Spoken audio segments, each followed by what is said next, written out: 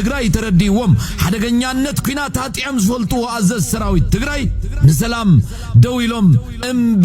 ንኤርትራን ምህራም ኣብ ዝግበር ውግእ ኢድና ይነኦቱን ህዝብና መግብንበር ውግእ አየድልዮን ዝብሉ ዘለው አዘዝ ሰራዊት TDF ብምዃኖም ይትመልስ ወድሓ ቦይ ዝግልኩም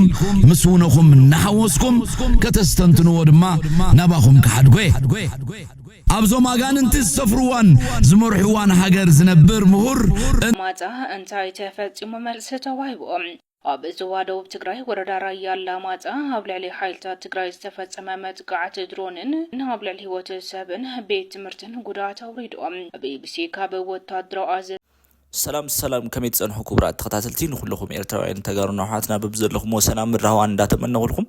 ሎም ድማ ማሕበራዊ ሚድያ ክዘወሩ ካብ ዝውዓሉ ኣዝዮም መዘራርብቲ ዝነበሩ ዛዕባታት እተን ዝተመረጻ ሒዘልኹም ቀሪብ ኣለኹ ቅድመ መደብና ምጅማርና ግን ላይክን ሰብስክራይብን ምግባር ከይትርስዑ እዚ ብምባል ናብ ዝቐጽል መደብና ንቐጽል ናይ ኣፍሪካ ሕብረት ልኡኽ ተኸክል ይትማል መጽዮም ነይሮም እዮም እቲ ዝርርብ ዝገበርዎ ምስ መንግስቲ ትግራይ ማለት እዩ ስለዚህ ፕሬዝዳንት መንግስት ትግራይ ወን ፕሬዝዳንት ናውሉ ዘቅረቡሉ ኩነታት ከም ዝነበረ ርዱ እዩ ማለት እዩ ካብዚ ሓሊፉ ብዛዕባ ዝሓለፈ ናይ ፓርላማ ቤት ምክር መምላስ ዘይ መምላስ ዝተልዓለ ነገር ወን ኣይነበረን በቲ በልበቱ ግን ብወገን ትግራይ ወኪሉ ክደራደር ዝኽእል አንፈታት ወን ከአምጥ ዝኽእል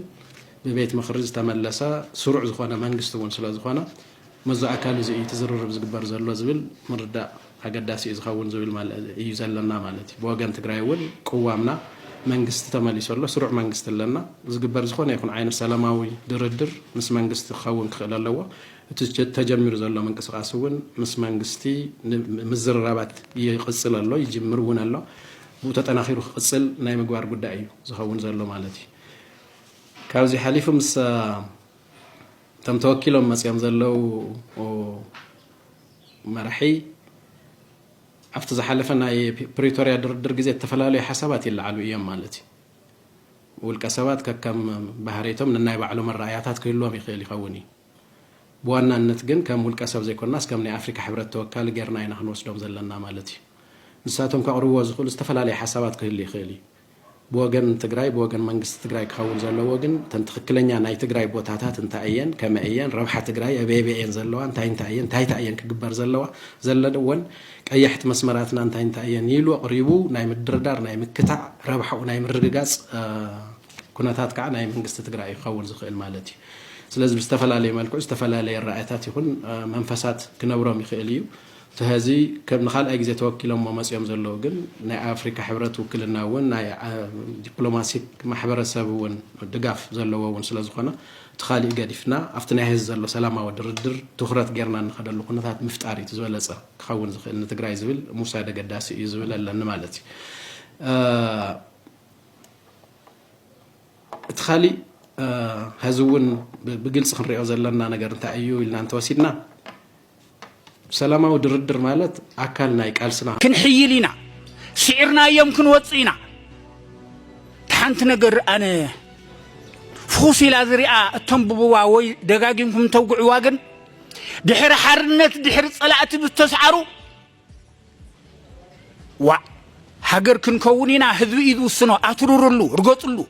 ዘመን መጸንዳ ተረገጸ አይነብርን መንሰይ ትግራይ ዝተወልዱ መሐንዲሳት እንደጓትርን ናይ ፋይናንስ ሰባትን አበረኻ ይተርፉን ዓድን ተኾይና አይና ክንረክር ሰብር ሲስተም ሃርኩም ሰባትን ይርገጽሉ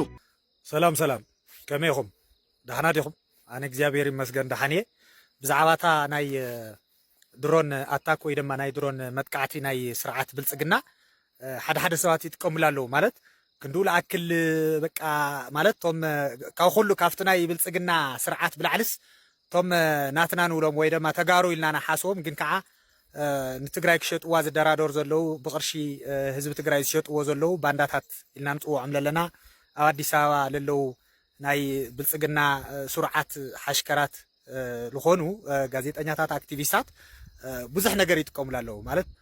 ራዕድ ከኣትዩ ዚ ሰራዊት ኣብ ህዝቢ እንድዝል አክል ሰብ ይሃሊቁ 426 ትኽክል እዩ ናይ ድሮን መጥቃዕቲ በጽሒ እዩ ኣብ ቤት ትምህርቲ እዩ ኣብ ሶሻል ሰርቪስስ ልወሃወሉ ትካል ማለት እዩ ቶም ተወቅዑ ብቁጥር ክንድዚ ኢሎም በቃ ለይለ ኣጋኒኖም ለቕርዎ ነገር ንዮ ክንዱ ላክል ይኹን ከምኡ ማለት ተወቂዕና ኢና ትኽክል እዩ ተወቂዑ እዩ ሰራዊትና ተወቂዑ ህዝቢ እውን ተወቂዑ ቤት ትምህርቲ ተወቂዑ ወቂዖም እዮም ግን ከዓ እቶም ፀላእቲ በቃ ህንዲ ዝለኣክል ሰራዊት ተሓምሽሹ ከም ዓወት የቕርቡ ኣለዉ ተጋሩ ኮይኖም ማለት እዩ ብጣዕሚ ውሽጥኻ ንኽእካ ተጋሩ ኮይኖም ከምኡ ኢሎም ልናገሩ ኣለዉ ማለት እዩ እና መጥቃዕቲ በፂሑ እዩ እሳቶም ግን ኤግዛጀሬት እዮም ዝገብርዎ ኣለዉ ቁፅሪ በቃ ክንዲ ዝለኣክል ሰራዊት ክንዲዚ ኢሎም ሌለ ዋላ ምርኣይ ትኽእሉ ኢኹም ግን ከዓ ንሕና እውን ኣብቲ ናይ ቢቢሲ ትግርኛ ድዩ ኩሉ ኣባይታ መፅኡ ዝረአዩ ኩሎም ዝረአይዎ ታለላ እያ ማለት እዩ ስለዚ እሱ ዝሓሰቦ እዩ እቶም ፀላእቲ ክንዲ ዝለኣክል ሰራዊት ትረክብ ኢኻ እሞ ኣብዚ ከይድካ ኣታክ ግበር ኢሎም ዝሃብዎ በቲ ሓደ ሓደ ባንዳ ብዝሃቦም ሞኪሩ እዩ ማለት እዩ ግን ኣይተሳኽዐን ስለዚ ንህዝቢ ትግራይ ንምድንጋፅ ዝኣክል ክንዲ ዝተጠቕዑ ከምዚ ኢሉ ኢሎም ካሊእ ነገር ዝገብሩ ኣለዉ እዚ ጌጋ እዩ ማለት እዞም ሰባት እዚኣቶም ይሐጉሶም እዩ ንሕና ሞማትና ተጋሩ ሞማትና መቕሳልና ዕልል ኢሎም ዓወት ኢሎም ዘቕርብዎ ኣለዉ ኣከያይዳ እዩ ማለት ተሓቂ ክውሰድ ክኽእል እኒአዎ እሳቶም ከም ዝብልዎ ኣለዉ ለይኮነስ እቲ ፀላእ ሓሲብዎ ዝመፀ ካሊእ እዩ ነይሩ ግን ከዓ ኣይተሳኽዐሉን ክንዱ ንኣክል ክንዲ ትፀላእ ዝሓሰቦ ኣየምፀን ማለት እዩ ስለዚ ተሓቂ ክርድአኩም ይልግባእ ማለት እዩ እንተለይ ኮይኑ ሲልካ ልዕል ኣቢልካ ክንዲ ዝቁፅር ረጊፉ ክንዲ ሰራዊት ረጊፉ ኢልካ ህዝቢ ክደናገፅ ህዝቢ ራዕዲ ክኣትዮ ሰራዊት ራዕዲ ክኣትዮ በቶም ስርዓት ብልፅግና ዝግበረሎ ምንቅስቃሳት ሕሶት ምዃኑ እየ ክናገር ደልየኒ ኢኹም ትግራይ ትስዕር እያ ኣብ ኩናት ኣብ ውግእ ኣብ ግጭታት ኩሉ መስዋእቲ ንትግራይ ክበሃል ካሊእ መስዋእቲ ክኽፈል እዩ ገና ግድን እዩ ትግራይ ግን ትስዕር እያ መሰለለና እዩ ንምንታይ ፅምዶ ኢሎም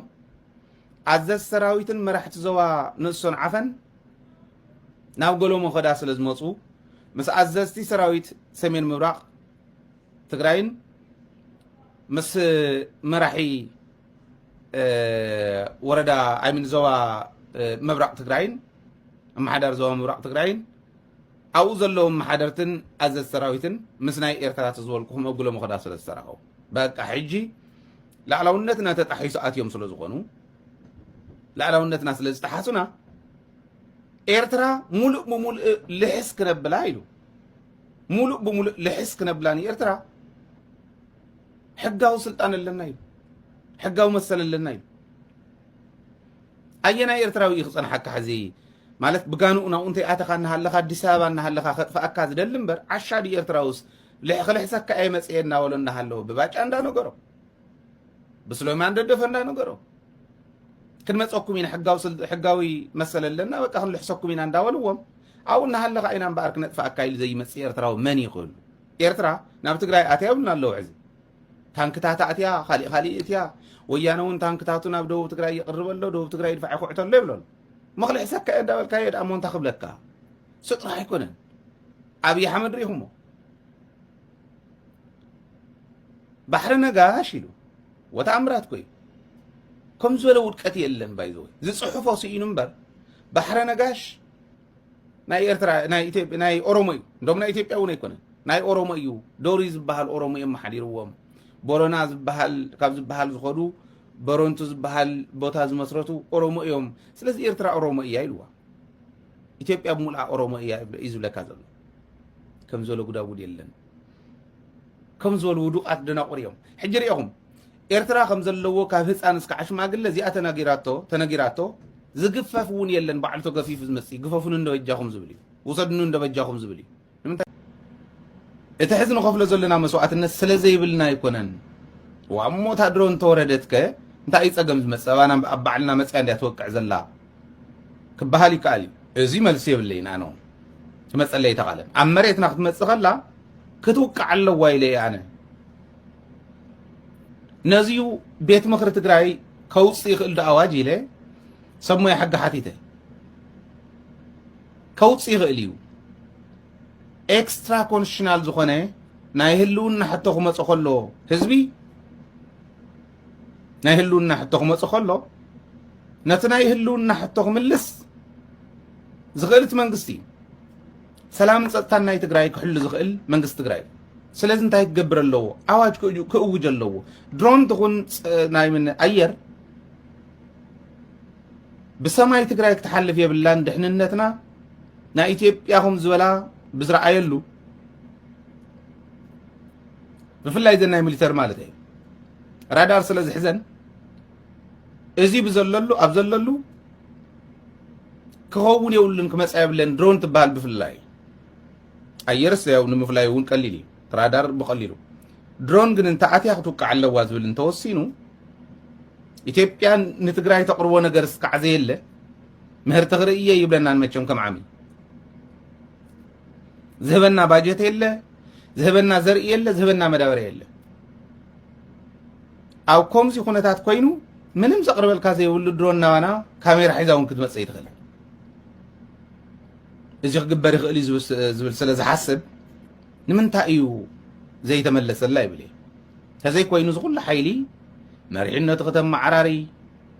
እዚ ኩሉ ሰራዊት ሕሰብዎ ናይ ኤርትራ ሒዝኩም ናይ ትግራይ ናይ ኣምሓራ ናይ ኣገው ናይ ቅማንት ናይ ዓፋር ብታሕቲ እውን ዘለውቶም ዓንተወይ ዝቆፀርክዎም እዚኦም ኩሎም ናብ ሓደ መሪሕ ግን ካብ ኣርካናት ናይ ገድሉ ከለዉ በዓል መስፍን ሓጎስ እንተኮይኖም ኣዲስ ኣበባ ይከዱ እንተኮይኑ መንግስቲ ኢትዮጵያ ናይ ክብሪ ዕዱም ገይሩ ንበዓል መስፍን ሓጎስ ኣምባሳደር ዓንዲ ብርሃን ኣሎ መን ብዙሓት ኣለዉ እንተኮይኑ ፀዊዑስ ሓጎስና እዚ መንግስቲ እዚ ከምዚ እዩ ናይ ብሓቂ ዝሕገዝ ተኮይኑ ሶሊዳሪቲ ዘድሊ ተኮይኑ ከዓ ምርኣናዮም ነርና ማለት እዩ ደይተሓተቱ መሲልኩም ዋላት ኢንፎርሜሽን ኣይብፅሓና ወይ ኣይነስማዓዮ ዋላ ብምስጢር ይተሓዝ ብርግፅ ኣነ ከም ዝሕተቱ ፈልጥ ባሰሰ ልባም ከማን مش دو انفورميشن رخيب كاس نعم كي حتى كم زي قبرت من قصة فلتي جن كاس توهبهم من سلو مالتي نلو على ونت نحن تهجر بتصابع أتحاسبة إمنت دليت ولا كم حسب ولا خمسين أمسي خيو بيجا كم أنت اللي خينو أمولو ترى هاتاتو سلزي نهزبن هجر له على ونتن أبحثهم لك الزأتو ثم تقبلنا تقولون ولا تمنجستيك أو قانة تقولوا سيد عن قتال حراد وخينو دلا يقول ولا هتلر يقول يدو لكم دلهم لو على ونت لو على ونت لو على ونت لو على ونت لو على ونت كتركب دحر تي مش معبين تقولوا زلوا منجستي دي سرعات كا نات كان هيك ألس أجابة مريض كات قالوا سومبر بقى أنا أبويش كانسل دخونا أبوي نعي كده نجزاء سلدابين أبويش لقصعنا نبر أبويش لتشكونا نبر استجازنا بفرازة غيره هفرساني بيكوز حواتي اللو بقى أدي الله بقى لك حواتي اللو أزمادي مر أم أبتجازلو أبتنا يتجازلو أنا ونتهم تم سدرابيتي يدلو ولا ندات أميديو قالوا بلي عمدهم ما يحرس ستهم ديهم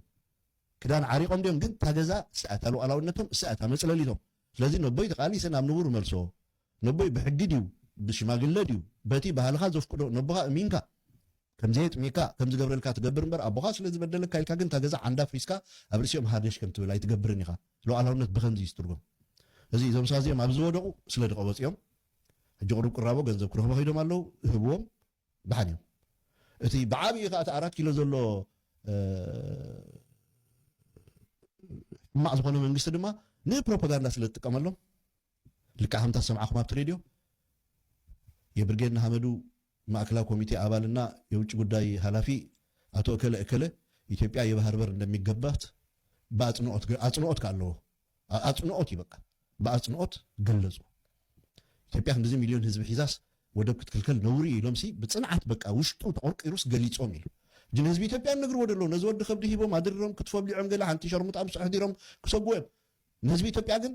እትናተይ ሕቶ ኣነ ድበልኩ ሕቶስ ህዝቢ ኤርትራ ኸማ እንደጊፎ ንኸስምዒት ዘረባ ነይሩ ግን ዛስፋይ ከኣነ ልዕሎ ገለ ግብረ መልስና ህዝቢ ኤርትራ እንታይ ምዃኑ ባንዳታት ምዃኖም ከዳዓት ምዃኖም ትርጉም ዘይብሎም ሰባት ምዃኖም ከዓ ብሕፅር ዝበለ መደባት ምርኣይ ከኣን ህዝቢ ኢትዮጵያ ፅቡቅ ባዕሎም እውን ህዝቢ ኢትዮጵያ ፀቢቆም ስለ ዝፈልጡ ኤርትራውያን ፖለቲከኛታት ካብ ኣዲስ ኣበባ ዩኒቨርሲቲ ጀሚሩ ማሕበር ተምሃሮ ምንቅስቃስ ኤርትራ ማሕበር ገስገስቲ ብሄረ ትግራይ ግሓት ገለ ድበሃል ምንቅስቃስ ነይሩ እዞም ናይ ኤርትራውያን ተምሃሮ ኣብ ሓይሊ ኣየር ኢትዮጵያ መንገዲ ኣየር ኢትዮጵያ ዝነበሮም ኢምፓክት ገለ ህዝቢ ኢትዮጵያ ፀቢቆም ፈልጡ ካባይን ካባኹም ላዕሊ ናይ ኤርትራ ፖለቲከኛታት ሓያላት መንባሮም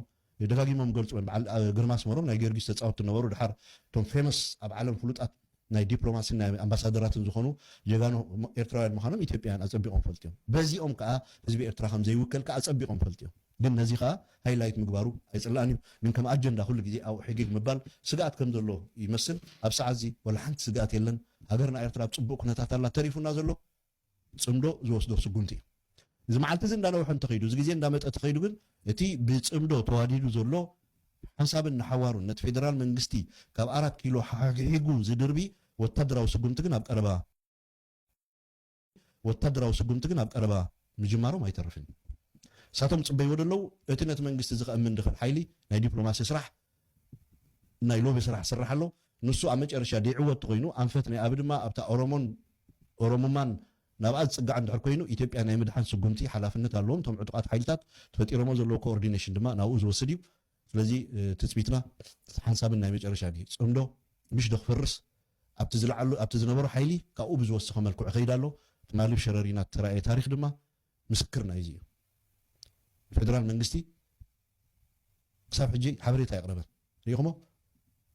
ግን ባዕላቶም ከቶም ፕሮፓጋንዲስት ናታቶም ዘረብዎሉ ማጻ እንታይ ተፈጽሞ መልስ ተዋሂቦም ኣብ ዝዋ ደቡብ ትግራይ ወረዳ ራያ አላማጣ ኣብ ልዕሊ ሓይልታት ትግራይ ዝተፈጸመ መጥቃዕቲ ድሮንን ናብ ልዕሊ ህይወት ሰብን ቤት ትምህርትን ጉዳት ኣውሪዶም ቢቢሲ ካብ ወታደራዊ ኣዘዝትን ቤት ጽሕፈት ዝዋን ዝረኸቡ ሓበሬታ በሰኑ ንግሆ ሰዓት 2 ፈረቓን በቁጥጥራት ከባቢ ኣብ ጣብያ መርዋ ኣብ ክልተ ከባቢታት ኣብ ልዕሊ ኣርሚ 26 መጥቃዕቲ ድሮን ከም ዝተፈጸመ ይመላኸቱ ካብቶም ሲቪላውያንን ወታደራውን ዝተረኸበ መረዳእታ በት መጥቃዕቲ ሰለስተ ኣባላት ሓይልታት ትግራይ شعون كموتن كلو شعات أبلات دما حكمنا ورديت نابز رخولو هوسبيتال كمزتل أخوي ملاختم توم مجتاتنا توم مقدات زوردهم أبلات حكمنا ورديت زرخولو زلو ما خلي حكمنا كاب مزراب كنت قوتي ومالو بتزرخو حبريتا مسرت استفدت أمامت قاعد درون خلت أجزي أب حدا حالتا تجري زعسكرولو مروا خلاي بركويت مرتن تي سالسايد ما أب حدا وحزربا كم زخونا مفلات خايلهم حدا سمو استعقبه أبال حالتا تجري وقت متقعتي أب خلاي بركي بيت مرتي تفتيمو كرم سلازخونم سمرتون سلازيله أرمي سرانتشن أو يومات ليلهم نيرون بمال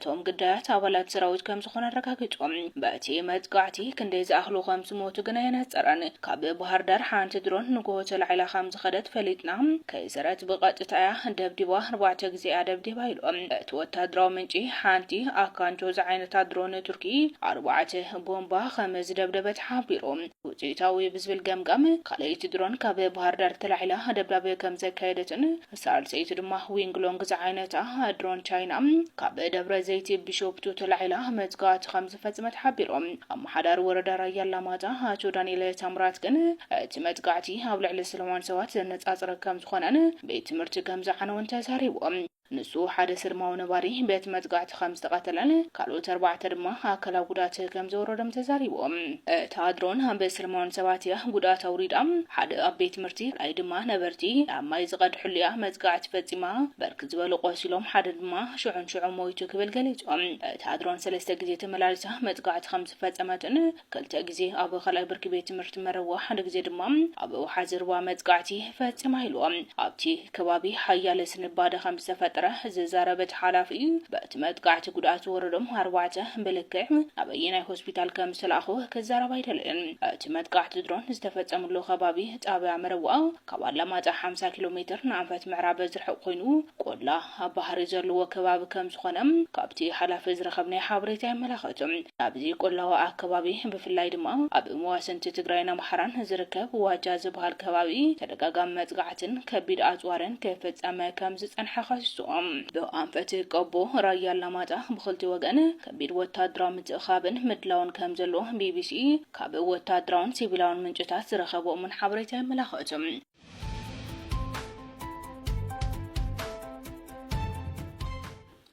المخبرات تخاطلتي كافر ما كم زيلصخو خالوت عدታት زحوسه ጽምዶውን ከም ዝተጀመረ ተሰሚዕሎ እሱ እስከ ነመን زحوسه ከመ ይخيዳሉ ዝብል ነገር በሓደ ኮይና እስከ እንመልከቱ ትግራይ ተረዲዎም ሓደገኛነት ኩናት አጥያም ዝፈልጡ አዘዝ ሰራዊት ትግራይ ንሰላም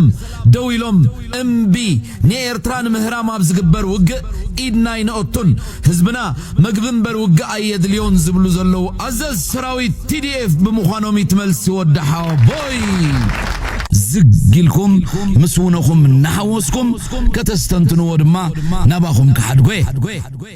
أبزو ماغاننت السفروان زمرحوان هاجر زنبر مهور انتاي كخون نصبيو سمع وزي بتاريخ 3 عمت أفتصم صلالة زعاتوه شماغله انتاي كم زبل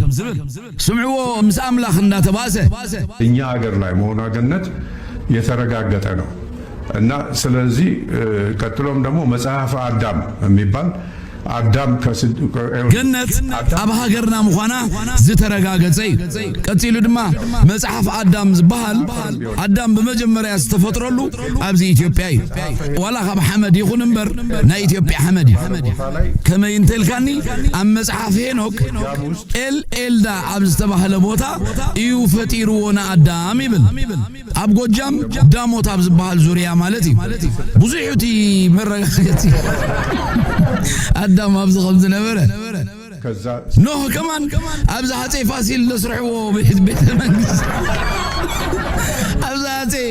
حتى فاسيل لسرحو بيت منقستي تغبيرو يزبال عبد مريت معد مستر ندلو نوح هوي تغبيرو تباهي الخمان ينقري نوح ابزي 3 عمت سلاز نبره يسوع كريستوس دماني ኢትዮጵያ سلاز قدسا مريم دما نزا هاجر بتعم سلاز فوتوتا بجاها ودي انا كابزا مخدا يدلني تبلو بقى بل اندحرس قاع خندز فتيخيا نعخي يبكلو بارخيان قدسيا اليو يسوع كريستوس ذهب هاجر يعني مريم يبوا ኢትዮጵያ ريخا نحنا فوليات هاجرين አዳምን ይዋንን አብዝ ሀብቶ ፈጥሩ ኢየሱስ እንድሄር አብዝ መጽኒ ሩ ሆይኑ ማርያም እንድሄር ብዙ ጊዜ ናብዝ ተመላለስ አብ ጣና ቂርቆስ እሳ ቅዱስ ዮሴፍን ኢየሱስ ክርስቶስን ሐሙሽ ተወርሕን ፈረጋን ተቀሚጦም የማ أب مزجوا له خيدر يعني